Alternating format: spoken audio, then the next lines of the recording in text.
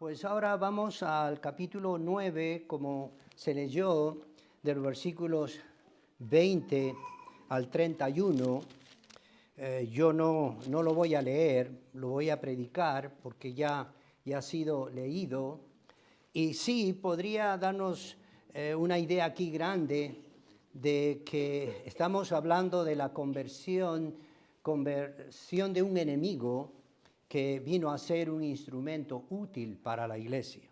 Me refiero a Saulo de Tarso, que es conocido como el apóstol Pablo.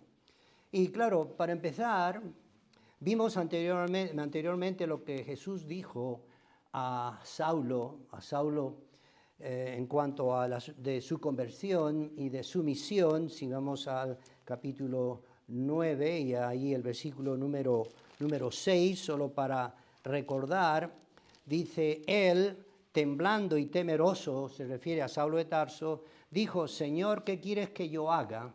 Y el Señor Jesús le responde y le dice: levántate y entra en la ciudad y se te dirá lo que debes hacer.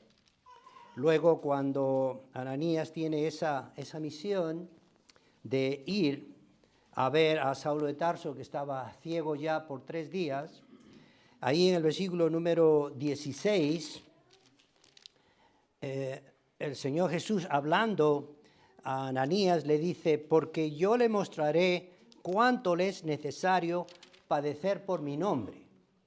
Y como dije anteriormente, pareciera que no es una buena noticia, porque si este hombre va a ser encomendado para predicar, ¿cómo es posible que va a padecer? ¿Cómo es posible que va a sufrir?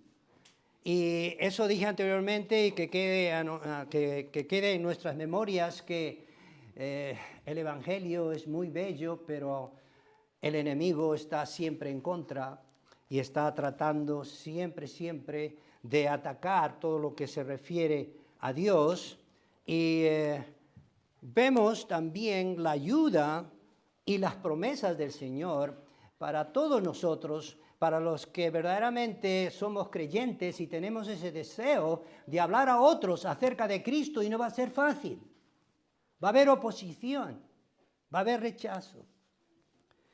Y ahí no tenéis que ver, ahí en Hechos capítulo 19, ahí el versículo 9, dice, cuando se presenta una vez más el Señor Jesús y le dice a Pablo, le dice: no temas, sino habla y no calles, porque yo estoy contigo.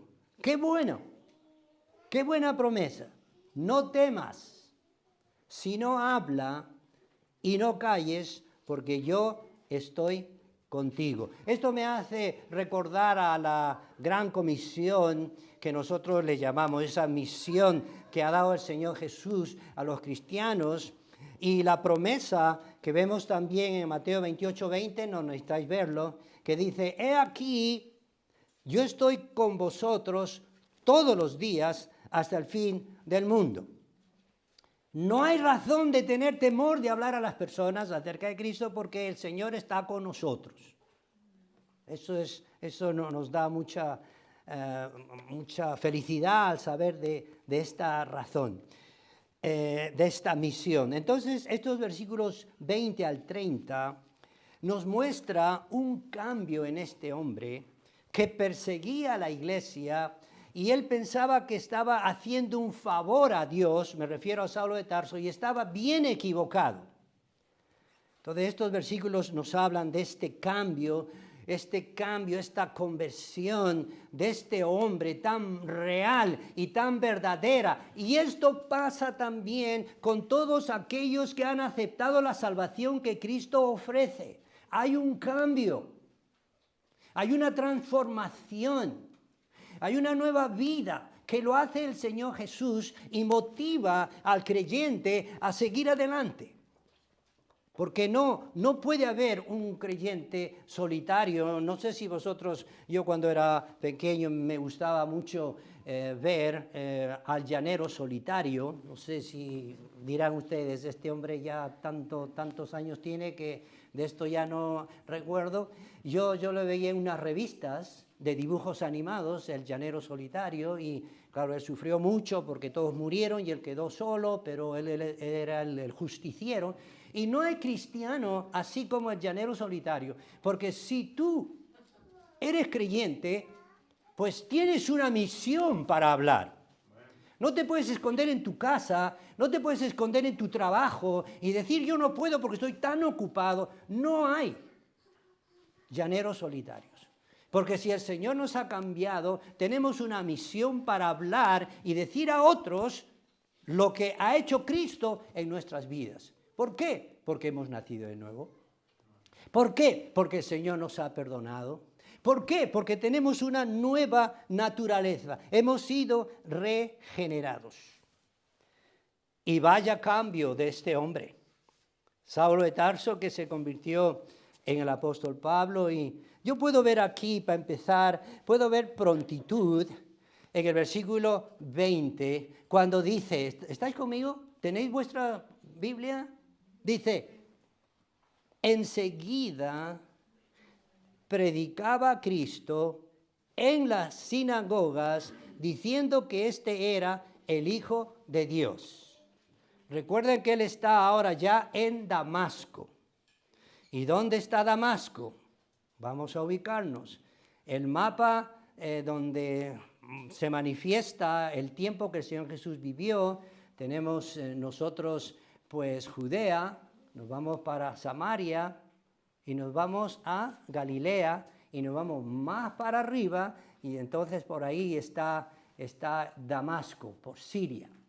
Entonces él estaba ahí por las circunstancias que él estaba persiguiendo a los cristianos y llegó hasta Damasco y ahí es cuando el Señor Jesús se apareció a él y ahí es cuando su vida cambió. Por eso vemos también esa prontitud.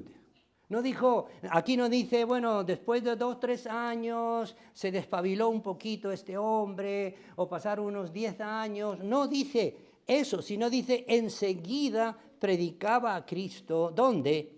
En las sinagogas, diciendo que este era el Hijo de Dios. Estaba persiguiendo a la iglesia, ahora ya no. Como dije, su vida ha cambiado. Y estaba diciendo, y estaba predicando, ¿qué es lo que él decía? Diciendo que este era el Hijo de Dios. Ahora, Hijo de Dios es una expresión muy amplia y se ve mucho, sobre todo en el Nuevo Testamento, y os voy a dar algunos ejemplos de esto, que Dios lo afirma diciendo que Jesús es su Hijo. Y dice, de Egipto llamé a mi Hijo. Eso está en Mateo 3, versículo 15. Luego vemos también que dice, tú eres mi Hijo amado, en ti tengo complacencia. Lo vemos en Marcos 1:11. Sus discípulos lo afirmaron.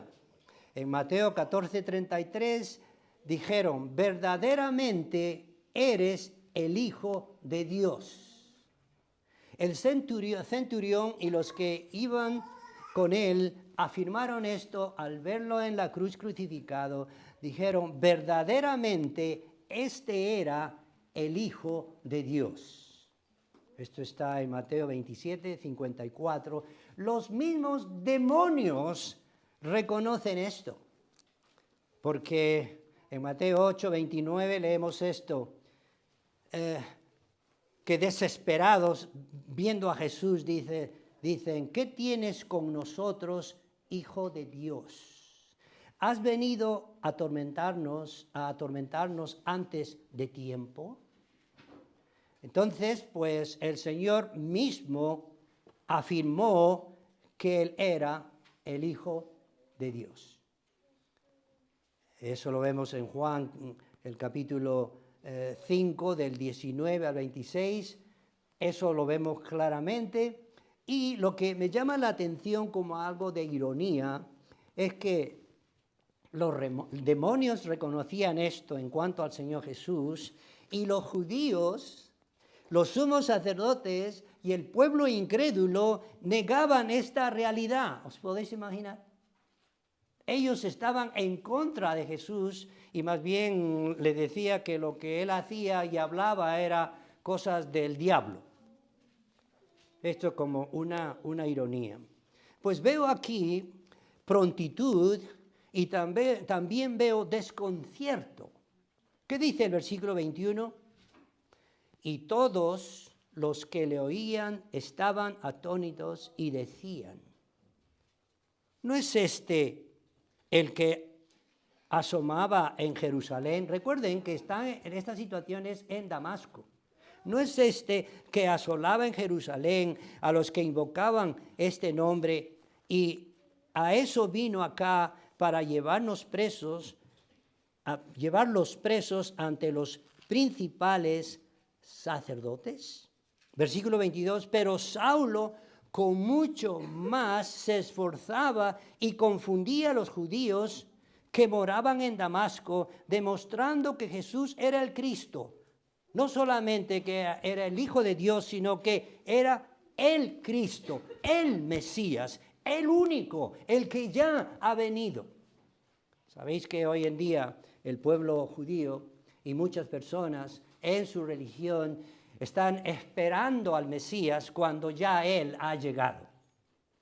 Y vemos pues ese desconcierto, estaban ellos confundidos y veo pues una vez más también no solamente la prontitud, no solamente ese desconcierto, pero esa insistencia, porque él continuaba predicando, como dice el versículo 22, pero Saulo mucho más se esforzaba. Eso es insistencia. Se esforzaba y confundía a los judíos que moraban en Damasco, demostrando que Jesús era el Cristo. Insistencia. Sabéis vosotros que yo tengo un amigo muy cerca que vende fruta aquí, Mustafa, y yo le estoy insistiendo a Mustafa y le estoy diciendo, lee la Biblia, te he dado la palabra del Señor y lo que está escrito en rojo habla de Jesús. Entérate de Jesús. Y debemos insistir para que las personas vayan poco a poco entendiendo la palabra de Dios sin fastidiarles tampoco, ¿verdad? No vamos a estar todos los días ahí llamando por teléfono. Yo no le fastidio a él, pero cuando llega el momento que de vez en cuando le veo, pues le hablo del Señor Jesús y qué gozo. Insistencia, insistencia. Decía que Jesús era el Cristo. Y vemos muchos, a ver, vamos al capítulo 18 en esta oportunidad, 18 y el versículo 28, que es lo que encontramos aquí, dice, ¿ya lo tenéis?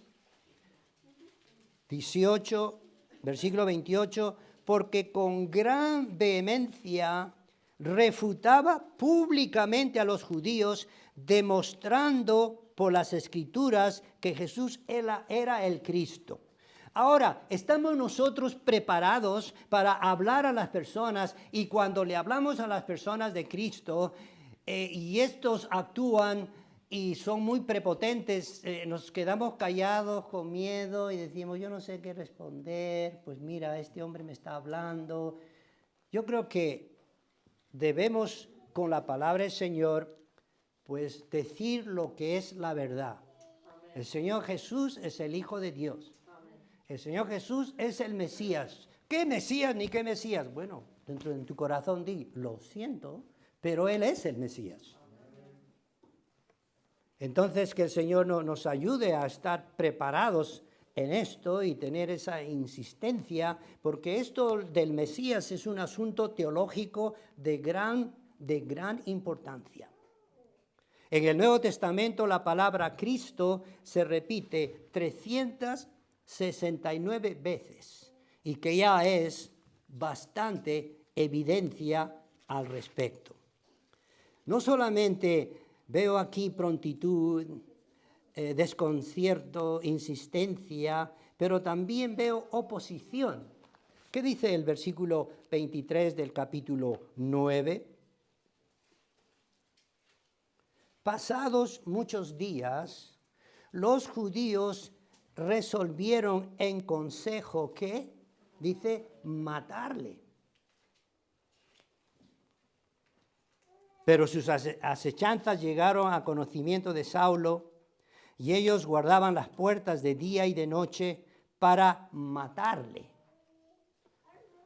Bueno, vamos a analizar esta situación de esa oposición y sí quiero enfatizar algo, no sé si habéis prestado atención aquí lo que dice el versículo 23, pasados muchos días. Quizá para nosotros podemos decir, pasados muchos días, pues pasaron 2 días. Pasaron muchos días, pues pasaron un mes. Pero si estudiamos bien las Escrituras, cuando dice aquí pasados muchos días, se está refiriendo a un tiempo de 3 años. Un tiempo de 3 años. ¿Y cómo lo sabemos? No es porque se me ha ocurrido a mí, no es porque he hecho unos cálculos matemáticos de mi propio racionamiento, pero vemos nosotros que esta referencia la encontramos en el libro de Gálatas, en el capítulo 1. Seguro que habéis leído el libro de Gálatas, el capítulo número 1, y yo recuerdo cuando estaba más joven en el Señor, se me ocurrió cuando había esos audio cintas, audio tapes, leer todo, grabar todo el libro de Gálatas para ir escuchando una y otra vez. ¿Y sabes lo que se me quedó a mí? Es lo que les voy a mostrar. Se me quedó más en mi memoria. Es lo que voy a mostrarle a vosotros. Gálatas 1, 17 al 18. Dice, ni subí a Jerusalén, dice el apóstol Pablo, ni subí a Jerusalén a los que eran apóstoles antes que yo, sino que fui a Arabia y volví de nuevo a Damasco. Después, pasados 3 años, subí a Jerusalén para ver a Pedro y permanecí con él 15 días. Primero dice que estuvo pues 3 años. Y Pablo explica a los cristianos de Galacia que su llamado, que fue su llamado de ser apóstol, y vemos que estuvo y tuvo una ausencia prolongada. Él se convirtió y luego tuvo una ausencia prolongada, como os leí, de 3 años, y la pregunta es esta: ¿dónde estuvo el apóstol Pablo durante ese tiempo? Si él lo hubiese dicho, nosotros podríamos decir, ajá, ya lo sabemos, el apóstol Pablo nos dijo que estuvo en tal sitio esos 3 años, pero no lo dice. Transcurrió un periodo de 3 años para luego subir a Jerusalén. ¿Qué es lo que estaba haciendo en Arabia? Pues no lo sabemos. Escuchad esto. Algunos falsos creen que Pablo recibió instrucción de seres extraterrestres durante ese tiempo. Otros que Pablo se fue al desierto para meditar en su nuevo ministerio. Otros dicen que recibió la instrucción de Jesús encerrado en una cueva. Ahora, honestamente, esto no nos dice la Escritura. Si no nos dice la Escritura, estamos nosotros especulando. Otros piensan que Pablo se fue a Arabia para predicar el Evangelio. Una vez más, no podemos decir de esto ciertamente. Ahora, al volver a Damasco, es posible que ahí predicó y que el rey Aretas en Damasco, y con todas sus autoridades, decidió matarle.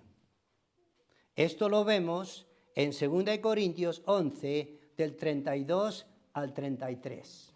Vamos a verlo. Cuando él se está defendiendo, él dice en 2 Corintios, o cuando él está hablando, defendiendo su ministerio, que el pastor Paco estuvo hablando, y le faltó, aunque claro, no tenía la intención, pero dije, ay, por pocas lee este versículo. Dice, en Damasco, el gobernador de la provincia del rey Aretas guardaba la ciudad de los damascenos para prenderme. Mejor dicho, prenderlo y matarlo. Y fui descolgado del muro en un canasto por una ventana y escapé de sus manos. Yo creo que sí es entendible que él volvió a Damasco y que predicó y que ahí se enojaron las autoridades. Y esto lo vemos en Hechos 9, igual como estoy siguiendo yo aquí. Veamos capítulo 9, una vez más, el versículo 23 al 25, y lo vamos a aclarar y ver esa coherencia tan bella que hace la palabra del Señor. Pasados muchos días, los judíos resolvieron en consejo matarle. ¿Dónde estaba él? En Damasco. Pero sus asechanzas llegaron a conocimiento de Saulo y ellos guardaban las puertas de día y de noche para matarle. Entonces los discípulos, tomándole de noche, le bajaron por el muro, descolgándole en una canasta. Exactamente el mismo testimonio que está hablando anteriormente o después el apóstol Pablo. Vemos entonces, pues, que es muy coherente la palabra del Señor. Y aquí de los versículos, nuevamente Hechos 9, de los versículos 23 al 25 que os he leído, uno puede decir, vaya seguidores de Dios, hablando de los judíos, vaya actitud de ellos, ¿verdad? Celosos de Dios y queriendo matar a un hombre de Dios. Vaya celo que estos tenían al respecto. Seguidores de la ley. Estos tenían celo de Dios, al igual que el apóstol, al igual que Saulo de Tarso lo tenía antes de su conversión. Estos tenían un celo religioso, un celo que les motivaba a cometer un crimen, un celo sin la sabiduría de Dios. Y veamos un momento, 2 Corintios 11, Romanos 10, del 1 al 3. Romanos 10, del 1 al 3, lo que dice el apóstol Pablo de la actitud de su propio pueblo. Y dice, hermanos, ciertamente el anhelo de mi corazón y mi oración a Dios por Israel es para salvación.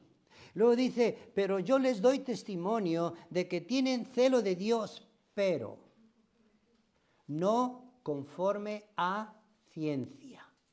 Porque ignorando la justicia de Dios y procurando establecer la suya propia, no se han sujetado a la justicia de Dios. Y cuidado con nosotros, debemos tener un celo diferente, porque el apóstol Pablo tenía celo. Pero debemos tener ese celo en cuanto a la justicia y verdad de Dios, no un celo religioso, pues así yo he aprendido. Cuando estaba en la universidad tenía un amigo que decía, pues así me dice mi religión. Y yo entre mí decía, ¿qué religión tiene este? Así me prohíbe mi religión. Y cuando fui salvo dije, ¿qué religión ni qué religión?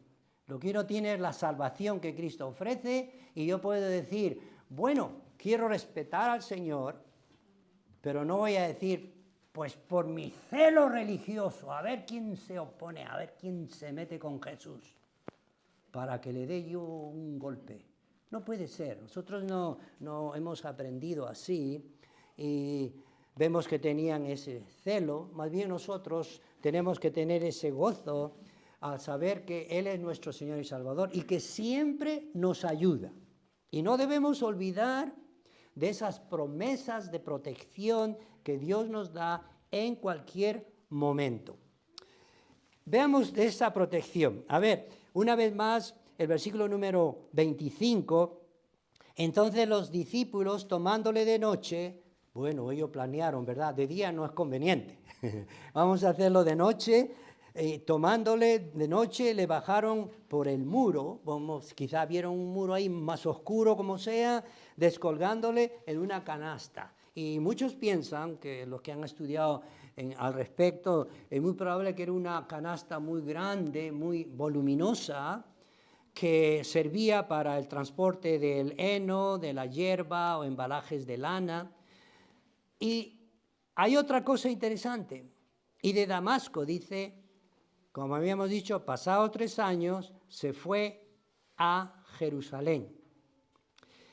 Los versículos 26 al 30 nos muestra algo interesante. Del 26 al 30, cuando llegó a Jerusalén, después de ese largo periodo de años, de 3 años, trataba de juntarse con los discípulos, pero todos le tenían miedo, no creyendo que fuese discípulo. Pues normal, si era un hombre que perseguía a los cristianos. Entonces Bernabé, tomándole, lo trajo a los apóstoles y les contó cómo Saulo había visto en el camino al Señor, el cual le había hablado, y cómo en Damasco había hablado valerosamente en el nombre de Jesús, y estaba con ellos en Jerusalén, y entraba y salía.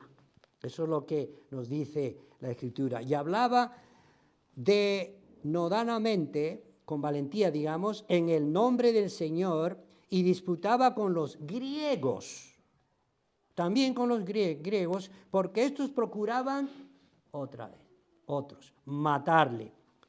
Cuando supieron esto los hermanos, le llevaron hasta Cesarea, otra vez los hermanos ayudando, ya no con la canasta, le llevaron hasta Cesarea y le enviaron a Tarso.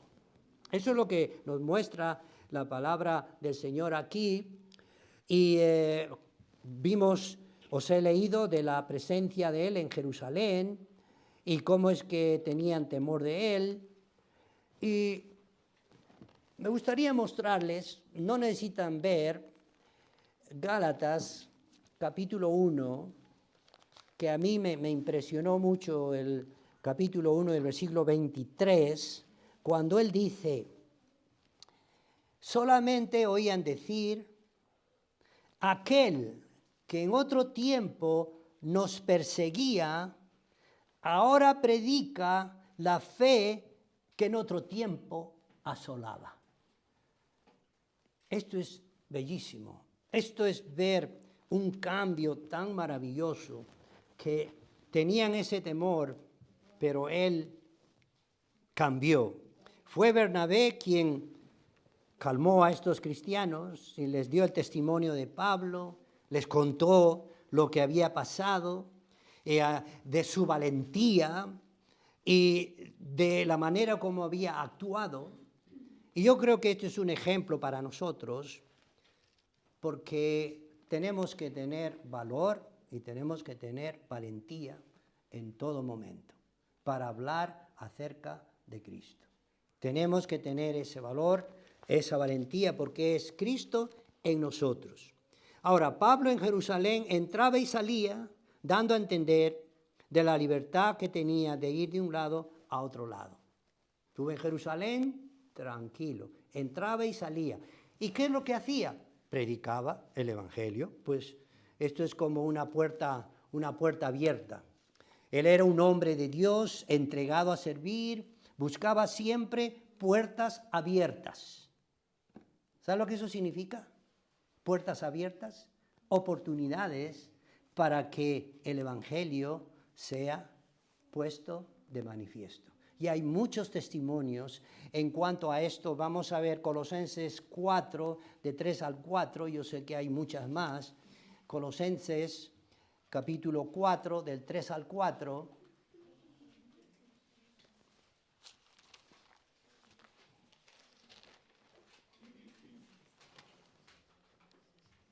Filipenses, Colosenses, muy bien.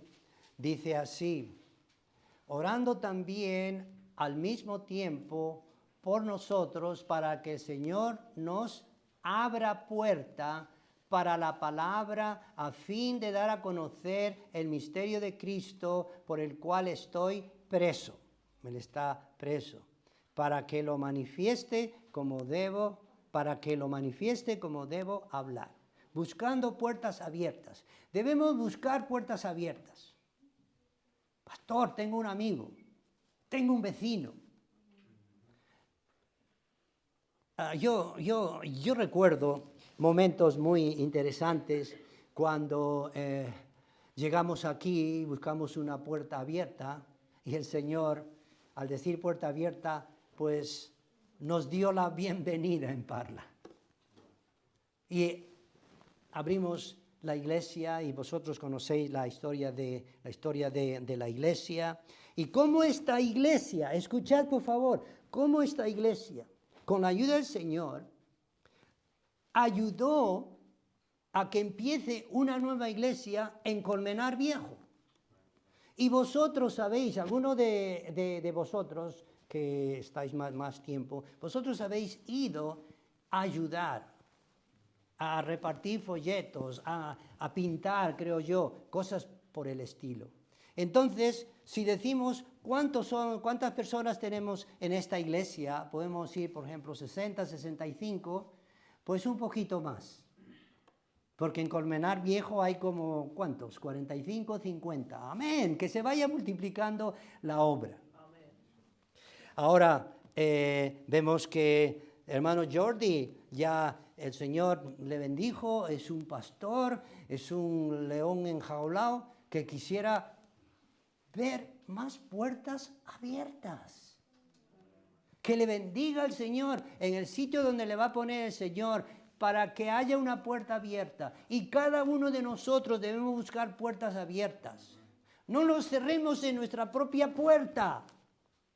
Busquemos la oportunidad para que otras personas puedan escuchar la palabra del Señor. Entonces, no perdamos la oportunidad que el Señor nos presenta.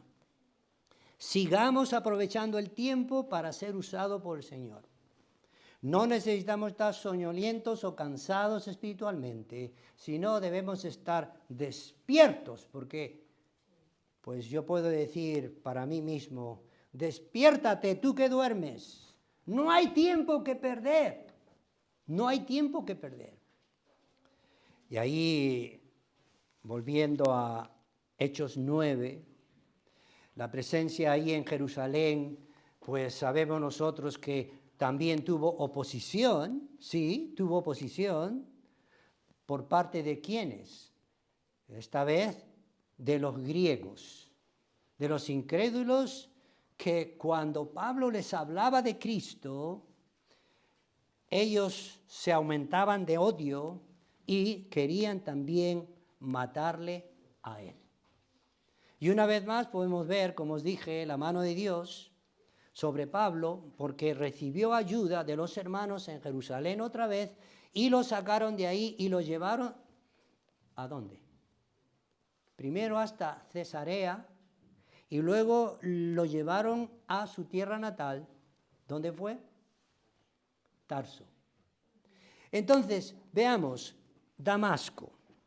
Muy bien, ahí estaba él predicando, en Jerusalén. Vemos a los griegos que también querían matarle. Vemos la ayuda de los cristianos que primero dice, lo llevan hasta Cesarea. ¿Dónde está Cesarea?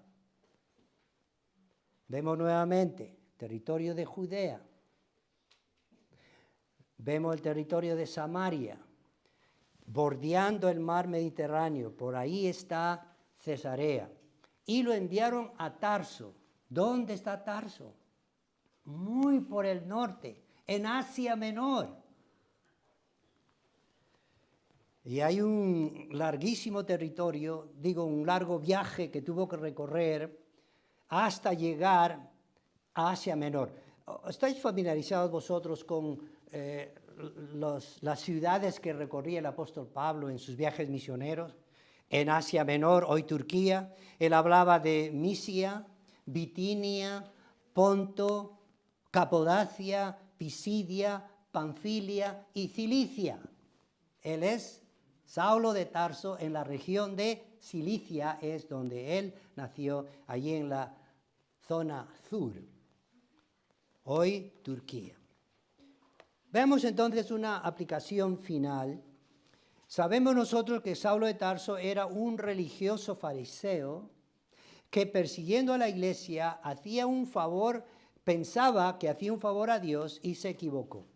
¿Y qué pasó? El Señor cambió su vida. Amén por esto. Cambió completamente. Y él vino a ser una ayuda muy grande para la iglesia del Señor Jesús y lo sigue siendo.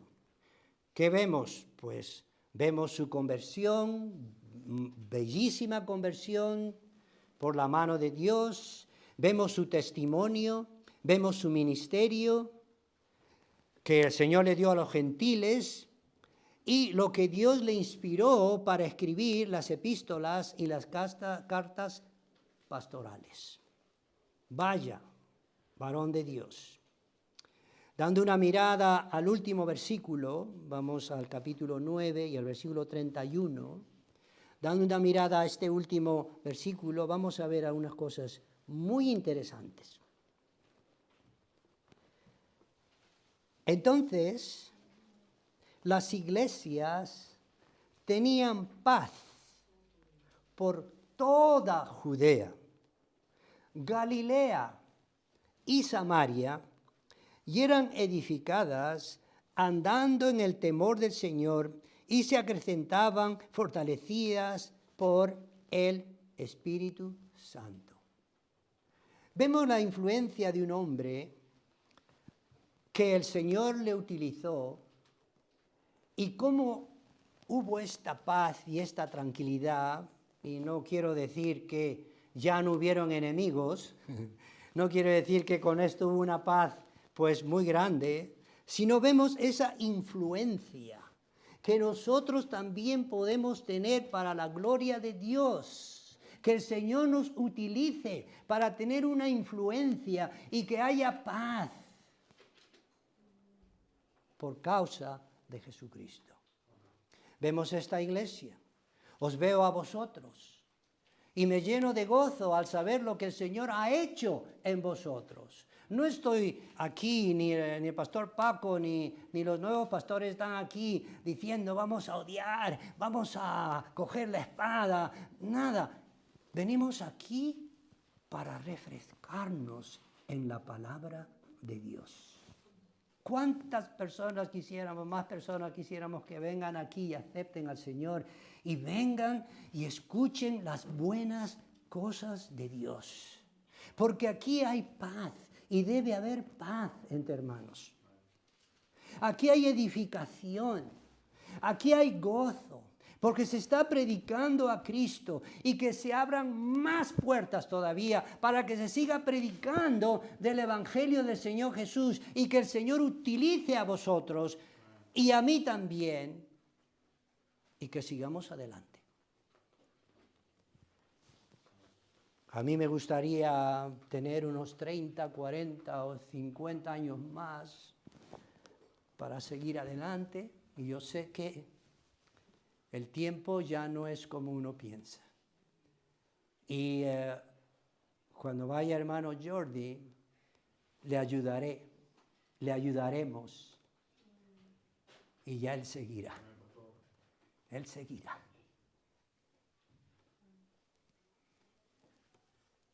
Y con todos, el pastor Paco y el pastor Flavio es igual. Que sea una influencia en nuestra vida, en la vida de otros. Y vemos que la maldad continúa, ¿verdad? La incredulidad en el corazón del hombre continúa. Nos vemos en esta circunstancia en que hay un hombre loco, chiflado, llamado Putin, que el mundo está asustado porque puede haber una tercera guerra mundial. Y vemos las atrocidades que él está haciendo, es un hombre salvaje, bombardeando hospitales de niños, como sucedió en esta ciudad de Mariupol, en Ucrania, y que vemos que este mundo está yendo peor y peor y peor todavía. Y es maravilloso ver este versículo 31, a mí me ha llenado de mucha alegría, de mucho gozo, porque vemos paz. Entonces las iglesias tenían paz, y esta paz es la paz que viene de Dios, amén.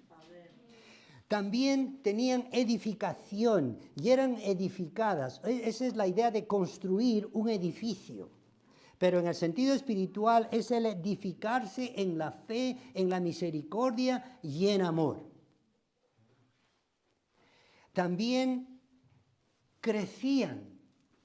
Dice el versículo 31, andando en el temor del Señor y se acrecentaban, fortalecidos por el Espíritu Santo. El crecimiento, se acrecentaban, iban creciendo en número. Y yo, claro, tengo un estudio muy amplio de cómo desde el principio del libro de los Hechos empezaron apenas con 120 personas y luego fue creciendo la iglesia. Eran pocos. Luego habla la Escritura en el libro de los Hechos que hablan de una gran multitud. Habla de muchos, sabéis que 3.000 se convirtieron y luego 5.000 se convirtieron. Luego habla de una gran multitud, ahí en el capítulo 14, versículo 1. Habla de gran número, en el capítulo 17, versículo 4. Y habla de millares de judíos que se convirtieron al Señor Jesús. Eso está en el capítulo 21, del 18 al 20. Entonces es posible, con la ayuda del Señor, ser utilizados por el Señor. Amén. Amén. Entonces, pues, este es un ánimo, este es un aliento para cada uno de nosotros y sigamos adelante. Habrá oposición, habrá problemas, pero sigamos adelante. Adelante. Este tiempo es nuestra oportunidad, nuestra mejor oportunidad. Ay, pero pastor, las cosas se ponen muy difíciles. Ay, pero pastor, la oposición. Este es nuestro tiempo.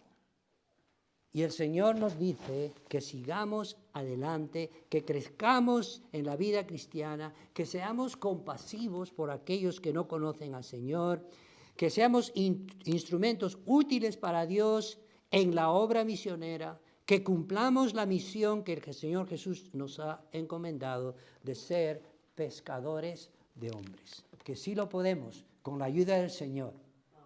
Y con estos ejemplos de hombres, varones de Dios que han seguido adelante, pero no debemos refugiarnos solamente en ellos, sino seguir con la mirada siempre puesta en el Señor Jesús, porque el Señor quiere que las personas sean salvas. Yo estoy bien convencido, y todos nosotros como cristianos, que el Señor quiere salvar a las personas. Los que entran aquí y son incrédulos, el Señor quiere salvar a esas personas. Y cuando vemos eso decimos, Señor, gracias. Aquella persona entró, empezó a escuchar la palabra del Señor y ahora aceptó a Cristo. Pero nuestra misión es ir y hablar a los perdidos. Amén. Ir a hablarles. Pues qué bendición con la palabra del Señor. Vamos a tener un tiempo de oración, meditando en las cosas que el Señor nos ha mostrado hoy en día. Y yo siempre mirando a estos pequeños, mirando a los jóvenes, que el Señor toque sus corazones y que el Señor, pues, haga lo que Él quiere hacer en la vida de ellos, que es salvarles, ¿verdad? Señor, una vez más, te damos infinitas gracias por este tiempo. Gracias por tu palabra, Señor. Sigue obrando en nosotros. Sigue trabajando en nosotros, porque tú eres todo en nuestras vidas. Si hay alguien sin Cristo, Señor, en esta oportunidad, el mensaje ha sido predicado y que tú sigas tocando esos corazones para que un día se rindan a ti y te reciban como Señor y Salvador. Te pedimos todo en el nombre de Jesucristo. Amén.